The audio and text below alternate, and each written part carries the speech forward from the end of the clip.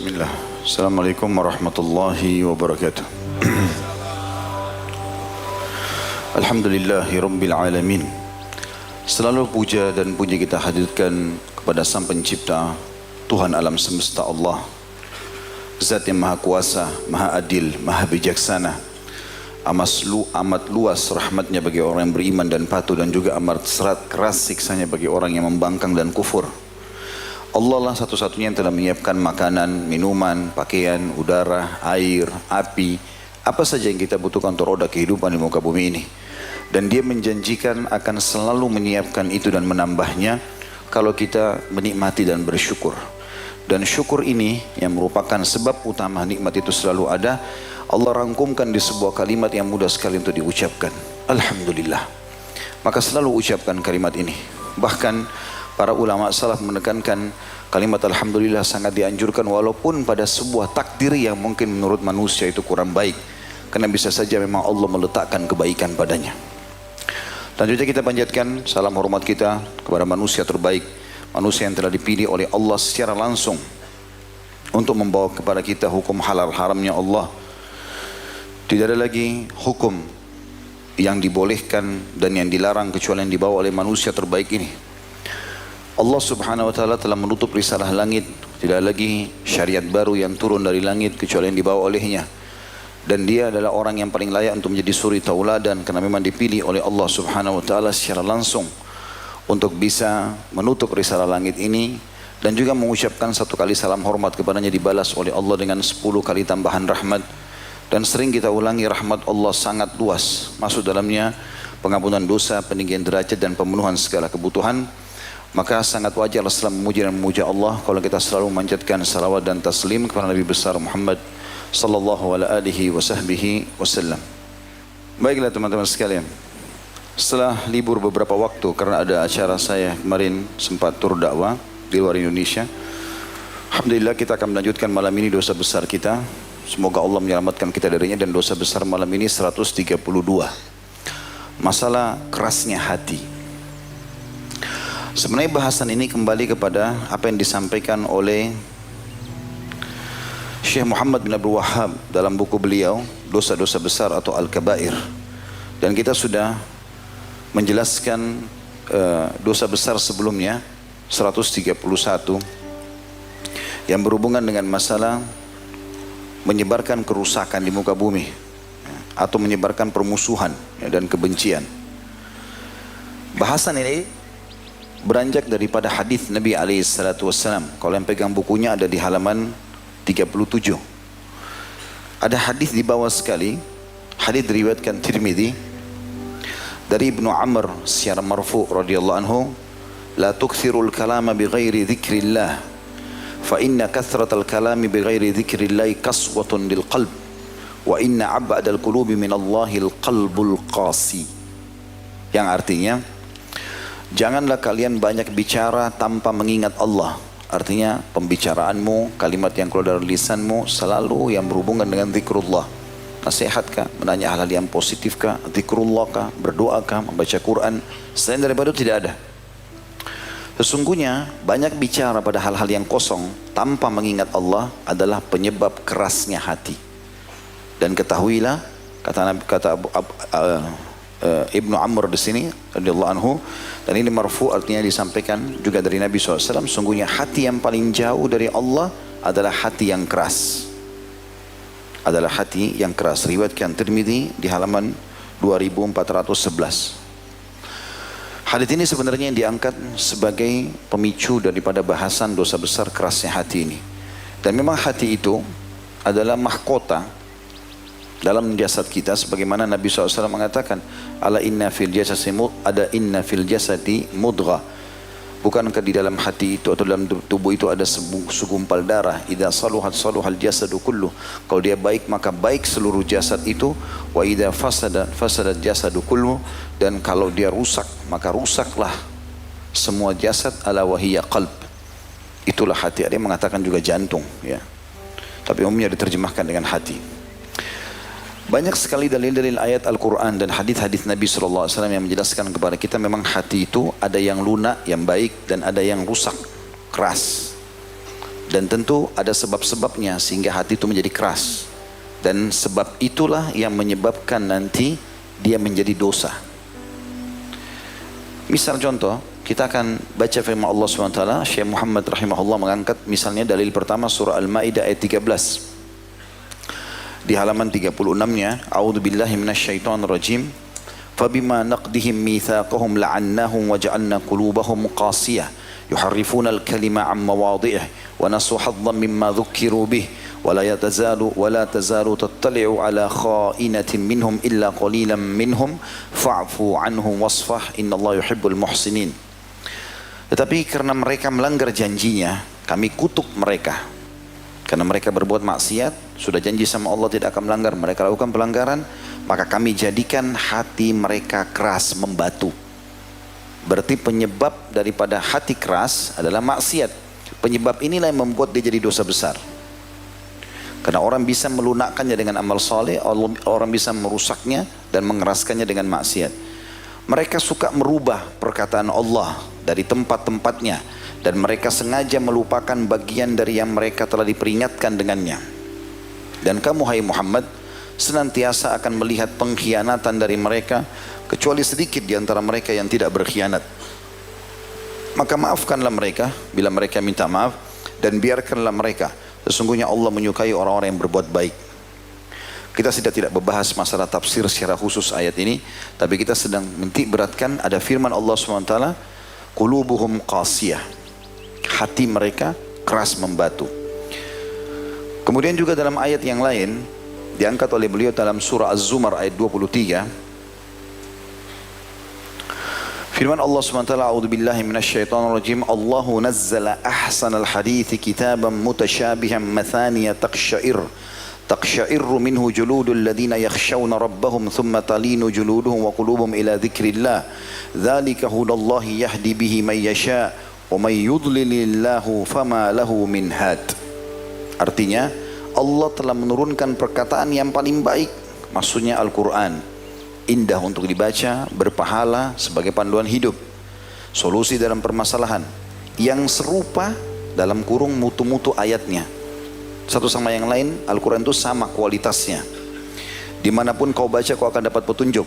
Lagi berulang-ulang.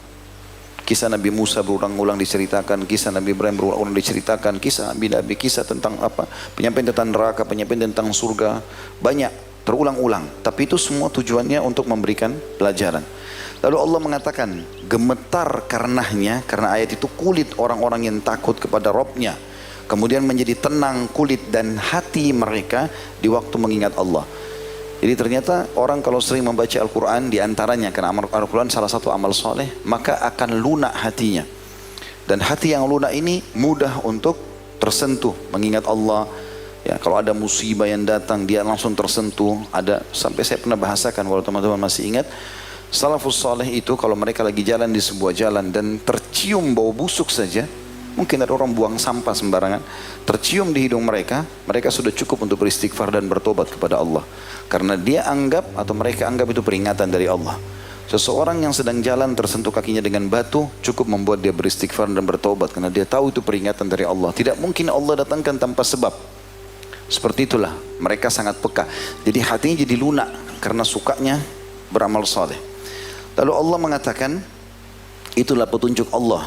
Dengan kitab itu, dia Allah menunjuki siapa yang dikehendakinya. Dan barang siapa yang disesatkan Allah, maka tidak ada seorang pun pemberi petunjuk baginya. Jadi tadi surah Al-Ma'idah ayat 13 menjelaskan ada hati yang qasiyah, yang keras, kena maksiat. Di Az-Zumar ayat 23 ada hati yang lunak karena membaca Al-Quran.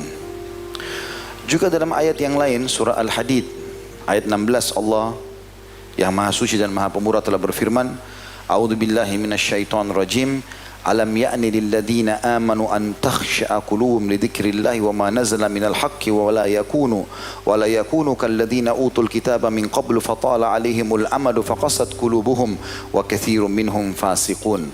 Belumkah datang waktu bagi orang-orang yang beriman untuk tunduk hati mereka mengingat Allah dan tunduk kepada kebesaran yang telah turun kepada mereka.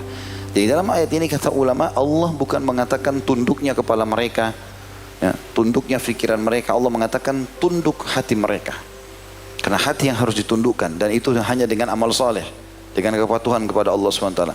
Dan janganlah mereka seperti orang-orang yang sebelumnya telah diturunkan Alkitab, Yahudi dan Nasrani, kepada mereka. Kemudian berlalulah masa yang panjang atas mereka, lalu hati mereka menjadi keras, karena mereka justru tidak mau mengikuti isinya. Dan kebanyakan di antara mereka adalah orang-orang yang fasik. Di ayat ini Allah hubungkan hati yang keras dengan kefasikan. Artinya memang karena perbuatan dosa. Jadi dia seperti menzalimi dirinya sendiri kalau dia buat dosa, sehingga hatinya menjadi keras dan tidak lagi bisa kena peringatan apapun. Sekali ada kemaksiatan kita lakukan dan kita tidak taubat, teman-teman, sudah cukup membuat hati itu berubah kondisi. Dari yang lembut mulai mengeras. Dibuat lagi maksiat lebih keras. Terus begitu sampai Allah menggambarkan ada hati yang lebih keras daripada batu. Pada saat itu temannya kena petir di sebelahnya, temannya mati longsor, dia lihat kebakaran, ada orang terbakar depan matanya, ada orang segala macam, coba tidak tersentuh lagi sudah. Dan ini berbahaya sekali, karena tidak ada lagi sesuatu yang bisa mengubah dia. Dan yang lebih bahaya daripada itu, teman-teman sekalian, kalau hati sudah keras, kita sudah tidak bisa, kita sendiri tidak mampu. Kalau mau kembali ke jalan Allah butuh upaya yang sangat besar. Saya pernah bahasakan contoh rasional. Berbuat dosa itu, menyerumuskan diri pada dosa seperti orang yang ada di tepi jurang. Depan antum jurang. Terus ada dua cara untuk pada saat ada situ, untuk selamat atau untuk terjerumus. Kalau untuk selamat, berhenti, tinggalkan jurang itu. Tidak usah bilang kaki saya coba tes jatuh enggak sih, gitu. Ya. Tapi kalau dia mau jerumuskan kakinya, coba aja nggak apa-apa, dia akan jatuh ke bawah. Dua keadaan, mati sekalian, atau dia mungkin masih bisa selamat, tapi untuk kembali ke puncak gunung butuh mendaki yang sangat besar, upaya yang besar. Sekali antum sudah ikut pengajian begini, terasa iman, merasa nyaman, terus saja kita pupuk itu pengajian dari pengajian, terus akhirnya kita makin lunak, makin penasaran sampai meninggal. Insya Allah kan istiqomah, dan akhirnya meninggal dalam husnul khatimah. Tapi sekali kita buka pintu dosa, terus kita biarkan lalai, sudahlah nggak apa-apa, nanti aja pengajiannya. Akhirnya berubah, yang tadinya seminggu sekali berubah, sekarang justru karaoke-nya yang seminggu sekali, atau maksiatnya, atau mungkin bahkan tiap hari, pengajiannya sebulan sekali, atau mungkin 3 bulan sekali. Lama-lama berubah kondisi hatinya. Dan kalau dia biarkan itu, dia kalaupun mau kembali jadi orang baik susah, karena nggak mudah kembali menjadi orang baik itu. Untuk kembali dia butuh satu pendongkrak yang dulu lebih kuat dari dongkrakan dia pertama. Contoh misal, antum pertama sadar mendengarkan ceramah tentang neraka misalnya, terus tentulah hati kita, kalau saya dibakar di neraka bagaimana nih, dosa ini, dosa. Kita mulai tinggalkan. Kapan antum futur? Futur itu kayak menjauhi agama, berbuat kemaksiatan, jauh. Maka untuk kembali kepada tingkat iman yang pertama, butuh pendongkrak lebih kuat dari yang pertama itu. Mungkin harus ada ceramah yang double, yang harus mendorong kita untuk itu. Makanya teman-teman tidak usah dicoba dosa itu. Dosa itu untuk dipelajari dan dijauhi, bukan dicoba. Oh ini babi haram, ya sudah haram, tidak usah coba. Saya mau coba dulu dagingnya babi, enak enggak? Ya, khamr haram, haram sudah selesai, nggak usah dicoba. Tahu ini khamr, nggak usah coba. Saya mau tes bagaimana rasanya orang mabuk, tidak perlu. Oh zina haram, saya zina saya dulu, nanti urusan nanti enggak. Saya memang bukan untuk dicoba, karena dia seperti ibarat racun. Kalau antum punya segelas susu, kita tetesin setetes racun, rusaklah susu itu walaupun cuma setetes racun. Susu itu kita ibaratkan iman antum dan amal saleh. Kapan antum campurkan dengan dosa sedikit, masalahin. Gitu ya. Bahkan bergejolak dalam hati itu. Sebagian salaf mengatakan orang kalau masukkan dalam hidupnya sedikit dosa, sudah cukup membuat dia berperang dengan dosa itu. Antara iman sama dosanya itu berperang sampai siapa yang akan menang. Dalam berapa hari berkecamuk. Kalau dia ikuti maksiatnya, tertinggallah iman itu. Kapan dia ikuti keimanannya, bisa ditinggalkan dosa itu, tapi butuh waktu, beberapa saat. Ada statement yang menarik dari seorang ulama tabi'in bernama Malik ibn Dinar rahimahullah. Beliau mengatakan seorang hamba tidaklah dihukum dengan suatu hukuman yang lebih besar daripada hatinya yang dijadikan keras oleh Allah. Tidaklah Allah Azza wa Jal marah terhadap suatu kaum kecuali dia akan mencabut rasa kasih sayang dari mereka. Jadi statement beliau sangat nyata tentang masalah bagaimana Allah memberikan sesuatu yang paling berat bagi seorang hamba adalah hatinya keras. Maknanya tidak tersentuh lagi. mau lihat jenazah depan matanya, apapun cobaan tidak akan bergerak. Memang dia nggak bisa. Dia nggak bisa. Bahkan dia heran, kok kamu bisa lakukan? Kok kamu bisa? Dia heran, kenapa kita bisa lakukan dulu di majelis ilmu, kita bisa sholat malam, kenapa bisa pergi jihad, kenapa bisa pergi haji? Dia bingung dengan itu. Dia nggak punya potensi untuk itu. Kenapa? Karena hatinya sudah keras. Dia hanya bisa, atau jiwa ini hanya bisa terbuka untuk bisa lunak kalau kita selalu berisikan dengan amal soleh. Ada beberapa tanda-tanda yang disebutkan oleh ulama kalau hati seseorang itu keras. Yang paling mendasar adalah malasnya beribadah dan selalu menganggap remeh kemaksiatan yang dilakukan. Kalau dua hal ini bersatu dalam jiwa kita dan antum merasakan, berarti sudah ada penyakit kerasnya hati. Selalu malas, mau bangun sholat malam malas, mau baca Quran malas, datang majelis ilmu malas, semuanya malas. Kemudian menganggap remeh, kan cuma dosa ini, kan cuma ketinggalan 1 rakaat. Bermula dari hal yang kecil, kan cuma masbuk, nanti aja sholatnya, kan cuma pegang, kan cuma cium, dan seterusnya. Jadi dia selalu menganggap remeh. Kalau ini ada, berarti sudah bermula hati antum keras. Ini berbahaya. Dan kita tahu teman-teman, kalau ada sesuatu yang membahayakan kita, misal kita jalan di sebuah jalan yang licin, tugas kita kalau mau selamat, berhenti dan jalan pelan-pelan. Jangan malah kita ugal-ugalan sehingga makin parah, jatuh, bocor kepalanya, segala macam. Jadi kalau kita sudah terlanjur dalam hal-hal seperti ini, seperti kita ada di becek, kita harus keluar dari situ. Jangan dibiarkan, ya. Dan ini umum, ini awal tanda-tanda futur orang jauh dari agama, mulai malas. Dan harus kita mujahadah. Pada saat itu mujahadah. Kata Nabi SAW, jiwa itu, iman itu bisa naik dan turun, gitu kan? Tapi pada saat seseorang, jiwa itu dan iman itu bisa naik dan turun. Dan pada saat seseorang itu lagi turun, kemudian dia berada di atas agama Allah, beruntunglah dia. Artinya jangan justru merasa lemah imannya, sekarang malah sudah sekalian deh jalan kepada kemaksiatan. Ini nggak boleh. Jangan teman-teman sekalian. Jangan campur aduk antara susu dengan racun, tidak bisa. Pergi pengajian tapi pacaran. Taklimnya benar, pacarannya nggak boleh. Gitu. Nikah dulu. Karena itu berbahaya. Antum mencampur baur antara amal soleh dengan maksiat ini. Dan penganggap remehan terhadap perbuatan tersebut, nggak apa-apa, saya kan tidak buat apa-apa. Duduk berdua aja di motor atau di mobil sudah haram, bukan mahram. Bagaimana antum nodain amal soleh antum itu? Gitu kan? Jangan dibuka itu. Dan ingat teman-teman, saya cuma bisa bicara seperti ini. Yang rasain antum, harus antum yang bergerak untuk mengubah itu. Kapan kita bergerak untuk mengubah itu tanpa membutuhkan orang lain yang mendongkrak kita, maka setiap saat kita bisa kembali kepada keimanan. Tapi kalau selalu berharap, nantilah kalau dulu di majelis ilmu baru saya rasa iman saya bertambah. Berarti kalau di luar majelis ilmu, gimana? Satu waktu ada di mana antum sendirian. Ada saatnya saya berapa kali safar sendirian. Banyak hal-hal yang kita hadapi. Tapi karena kita sudah membiasakan diri, saya kemarin datang di Eropa, negara yang sangat terbuka, tapi saya hanya biasa saja. Tidak ada sesuatu yang jadi beban. Karena bagi saya itu adalah hal yang salah dan saya tidak akan ikuti dan seterusnya. Terbentengi karena kita selalu membuat diri kita terlatih membiasakan diri dalam ketaatan itu dimanapun kita berada. Ada orang lihat, tidak ada orang lihat, tetap aja sholat malam, tetap aja puasa, tetap aja sedekah, tetap aja semuanya, sehingga kita kuat. Yang kedua teman-teman, yang berbahaya ini adalah tidak lagi tersentuh, ya, dan merasa bersalah dengan melihat fenomena alam, musibah, fenomena alam, banjir, longsor, ya, atau apalah ya, yang seperti itu. Itu menandakan hatinya sudah mulai keras.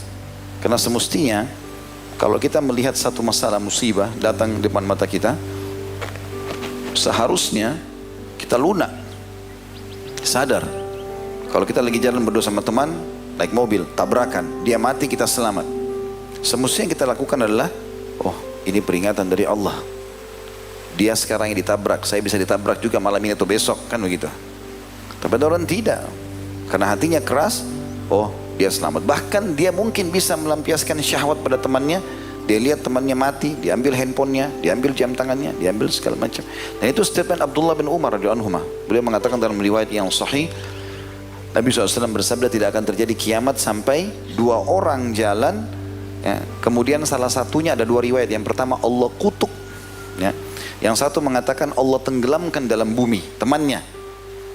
Itu tidak membuat dia melunak, tapi malah dia, ya, tetap, riwayat yang pertama, dia tetap melampiaskan syahwatnya. Yang tadinya dia sama temannya sama-sama mau ke tempat maksiat, tetap dia pergi berzina, tetap dia pergi mencuri walaupun temannya sudah mati tadi di perjalanan. Kan banyak begitu, ada pencuri, perampok, kena tembak temannya, lari, dia merampok lagi nanti. Dia bukan jadikan pelajaran. Kebetulan Allah selamatkan dia, untuk supaya dia tobat, Allah berikan kesempatan, gitu kan. Tapi ada orang begitu, subhanallah. Itu Allah juga sebutkan di dalam Al-Quran, surah At-Taubah, surah nomor 9, ayat 126. A'udzu billahi minasyaitonir rajim. Awala yarawna annahum yuftanuna fi kulli amin marrataini aw marratan aw marrataini thumma la yatubuna wala hum yadhakkarun. Tidakkah mereka orang-orang itu memperhatikan bahwa mereka diuji sekali atau dua kali dalam setahun? Ada saja Allah datangkan penyakit, Allah datangkan gangguan, segala macam ini sebagai peringatan. Dan mereka tidak juga bertaubat dan tidak mengambil pelajaran. Ya. Ini berarti tanda-tanda yang kedua. Tanda-tanda yang ketiga, tidak tersentuhnya dengan membaca Al-Quran. Sementara Al-Quran, ya, itu semestinya menambah iman seseorang. Jadi kalau antum baca 2-3 ayat sahabat Nabi itu ridwanullahi alaihim, kalau mereka ketemu, mereka selalu berkata begini, ta'al nu'minu sa'ah. Ayo kita menambah iman kita sesaat. Minimal sekali para sahabat itu, kalau mereka buru-buru, mereka saling membaca surah Al-Asr. Bertemu lalu pisah. Wal asri innal insana lafi khusr. Demi waktu selama di dunia ini banyak manusia yang rugi. Illal ladzina amanu wa amilus solihat, kecuali orang yang beriman dan beramal saleh. Wa tawassaw bil haqqi wa tawassaw bis sabr. Saling mewasiatkanlah kebenaran ini dan saling mewasiatkan agar sabar dalam ketaatan. Baru mereka bubar. Itu minimal. Tapi kalau ada orang dengarkan ayat Quran sama sekali tidak tersentuh hatinya, nggak ada maknanya, dia sholat pun tidak tersentuh, ini tanda-tanda kerasnya hati. Allah menyebutkan dalam Al-Quran, dalam surah Al-Anfal, surah nomor 8 ayat 2, A'udzu billahi minasyaitonir rajim. Innamal mu'minuna alladzina idza dzukirallahu wajilat qulubuhum wa idza tuliyat 'alaihim ayatuhu zadatuhum imanan wa 'ala rabbihim yatawakkalun. Sesungguhnya orang-orang yang beriman itu adalah mereka yang bila disebut nama Allah, baik namanya Allah atau baca ayat-ayat Al-Quran, gemetar hati mereka. Dan apabila dibacakan ayat-ayatnya, ini firman Allah, Allah berfirman, Rasulullah bersabda, bertambah iman mereka karenanya, dan hanya kepada Rabb mereka lah mereka bertawakal.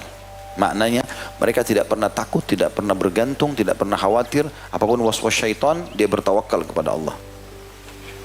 Itu salah satunya. Kemudian yang keempat, bertambahnya cinta terhadap dunia yang berlebihan. Dia tidak memahami kalau dunia ini adalah sebentar. Renungi sabda Nabi SAW, dan beliau bersabda, perumpamaan dunia kalian ini dibandingkan akhirat, ya, perumpamaan dunia ini adalah seperti makanan manusia. Bagaimanapun dia membubuhi dan menggaraminya, bagaimanapun dia menggarami dan membubuhinya, lihat kemana akhir jalur makanan itu. Maksudnya kotoran. Juga sahabat Nabi pernah ditanya oleh Nabi SAW, ya Rasulullah, kata Nabi SAW kepada Dahhak, ya, radhiyallahu anhu, Nabi SAW tanya, wahai Dahhak, apa makanan dan minumanmu? Kebetulan Dahhak ini orang kaya. Kata beliau, al-laham wal-laban ya Rasulullah. Saya selalu makan daging dan minum susu. Umumnya orang sudah tahu makan daging, minum susu ini adalah makanan orang yang dianggap punya duit, gitu kan. Maka kata Nabi SAW, kemudian kemana? Thumma ila madza yasir? Kemana nanti setelah itu? Maka sahabat Dahhak ini dengan sopan mengatakan, ila ma qad alimta ya Rasulullah. Kepada sesuatu yang anda sudah tahu ya Rasulullah. Beliau tidak bilang kotoran sebagai kata santun. Anda sudah tahu ya Rasulullah jadi apa? Maksudnya jadi tinja. Makanan yang minumannya jadi air seni, dibuang semuanya. Kata Nabi SAW, sesungguhnya Allah telah memberikan perumpamaan dunia kalian seperti kotoran itu. Artinya teman-teman sekalian, orang yang sudah lunak hatinya beriman kepada Allah, apapun yang luput darinya di muka bumi ini kecil bagi dia. Mau orang yang dia cintai meninggal, mau hartanya hilang, cobaan apapun dia terima. Dia yakin semua itu di belakangnya ada hikmah yang Allah inginkan. Gitu kan? Sebagian salafus saleh teman-teman, kalau berjalan waktu cukup lama dan mereka merasa tidak ada cobaan, mereka malah beristighfar kepada Allah. Karena mereka merasa dengan cobaan bisa memangkas umurnya, ya, untuk dekatkan diri kepada Allah Subhanahu wa taala. Dan cinta dunia berlebihan ini akan mematikan hati tentunya, ya. Akhirnya sikut sana sikut sini, riba, ghibah, apalah, gunjing, semua menjatuhkan. Ini penyakit-penyakit hati semua justru karena dunia ini muncul semua itu kan. Kenapa orang ghibah, gunjing orang lain? Kenapa orang fitnah? Kenapa ada manipulasi? Kenapa ada kezaliman? Dunia, urusannya dunia. Padahal dunia ini, kata Nabi SAW, siapa yang akhirat targetnya, siapa yang dunia targetnya, maka Allah akan jadikan kemiskinan di depan matanya. Dan tidak akan datang untuk dia dari dunia ini kecuali yang sudah Allah catatkan. Dan siapa yang akhirat targetnya, Allah akan jadikan kekayaan di dalam hatinya. Lalu akan datang kepada dunia ini dalam keadaan terhina. Coba praktikkan resep sederhana ini teman-teman. Target antum akhirat, dunia ini urusan belakang. Walaupun antum lagi meeting mahal, maksudnya ada proyek yang besar, azan, sholat, akhirat. Gak ada urusannya sama dunia, tinggalkan semua. Haram tinggalkan walaupun apapun konsekuensinya. Mau syahwat kita lagi memuncak dengan seorang wanita, seorang laki-laki, mau kita lagi depan mata dapat keuntungan besar, mau disogok kita dapat besar, tapi haram, tinggalkan semua. Di situ baru antum akan muncul perasaan dahulukan akhirat dari dunia itu.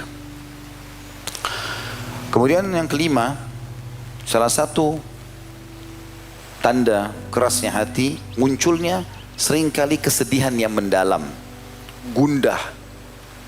Sedikit-sedikit masalah, sumpek. Ada masalah kecil, sumpek. Orang beriman teman-teman yang hatinya lunak, biar masalah besar, kecil di matanya. Terus sesuatu yang besar bagi dia. Karena dunia ini semua dia akan tinggalkan. Tapi orang subhanallah yang hatinya keras, penuh dengan kemaksiatan, kita akan temukan orang ini sepanjang hidupnya penuh dengan kesedihan. Masalah terus. Kadang-kadang masalah kecil, mungkin hanya karena terlambat makan, sudah ribut, sudah seperti masalah yang besar. Padahal dia bisa makan. Kadang-kadang hanya karena perkataan kecil orang difikirin sampai kayak masalah itu sudah terlalu besar, padahal tidak ada masalah. Orang beriman seberat apapun cobaannya bagi dia kecil. Dia tahu kullan yusibana illa ma kataballahu lana dalam ayat. Orang beriman selalu mengatakan, kata Nabi SAW, kata Allah SWT, katakan hai Muhammad, ajarkan kepada mereka, kullan yusibana illa ma kataballahu lana. Tidak ada sesuatu yang menimpa kami kecuali yang sudah Allah catatkan bagi kami. Maka bagi mereka penerimaan saja. Pasti di belakang itu semua ada hikmah.